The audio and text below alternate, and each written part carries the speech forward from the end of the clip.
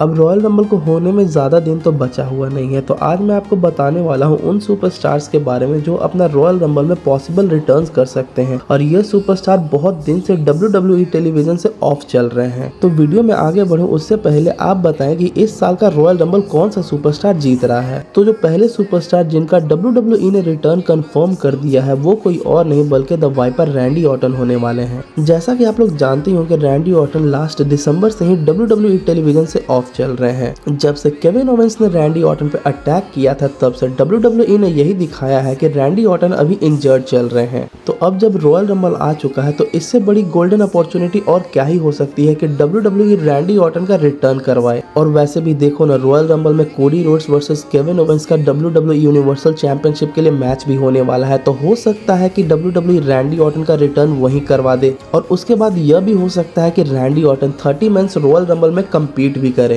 और next superstar जो Royal Rumble में अपना रिटर्न कर सकता है वो कोई और नहीं बल्कि ऑस्का हो सकती हैं। ऑस्का को अपनी नी इंजरी के चलते WWE से लंबे ब्रेक पर जाना पड़ा था और बीच में न्यूज तो यह भी आई थी कि उनकी इंजरी और भी ज्यादा बढ़ गई है, इसलिए उनका WWE से ब्रेक थोड़ा और लंबा हो गया था। अब रिपोर्ट्स आ रही हैं कि ऑस्का अब पूरी तरह से फिट हो चुकी हैं और वो अपने रिटर्न के लिए तैयार हैं। तो हो सकता है WWE उनका रिटर्न वुमेन्स रॉयल रंबल में करवा दे। और जो नेक्स्ट सुपरस्टार रॉयल रंबल में अपना रिटर्न कर सकते हैं वो कोई और नहीं बल्कि the phenomenal one AJ styles हो सकते हैं। अब जैसा कि आप लोग जानते होंगे कि AJ स्टाइल्स अपने एंकल इंजरी के कारण WWE से ब्रेक पर चल रहे हैं और अब रिपोर्ट्स यह आ रही हैं कि AJ स्टाइल्स पूरी तरीके से तैयार हैं अपने WWE रिटर्न के लिए। तो हो सकता है WWE अब ज्यादा देर ना करे AJ स्टाइल्स के रिटर्न को लेकर और WWE उनका रिटर्न रॉयल रंबल में करवा दे। और देखो ना, साल 2024 AJ स्टाइल्स के लिए कैसा ही रहा था। WWE ने उनको वो बुकिंग नहीं दी थी जो वो डिजर्व करते थे। तो हो सकता है अपने रिटर्न के बाद इस बार WWE के पास AJ स्टाइल्स के लिए बहुत अच्छे प्लान्स हों। और नेक्स्ट सुपरस्टार जो रॉयल रंबल में अपना सरप्राइज रिटर्न कर सकते हैं वो कोई और नहीं बल्कि बिगी हो सकते हैं। और जैसा कि आप लोग जानते ही होंगे कि बिगी अपने नेक इंजरी के कारण WWE से पिछले साल से ही ऑफ चल रहे हैं। और जैसा कि हमने रिसेंटली हुए रॉ के एपिसोड में देखा था कि WWE ने बिगी का रिटर्न भी करवाया था और रिपोर्ट्स तो यह भी है कि बिगी की नेक इंजरी अब ठीक हो चुकी है, अब उनको उनमें ज्यादा दिक्कत नहीं आ रही है। तो हो सकता है WWE उनका सरप्राइज रिटर्न रॉयल रंबल में ही कर दे।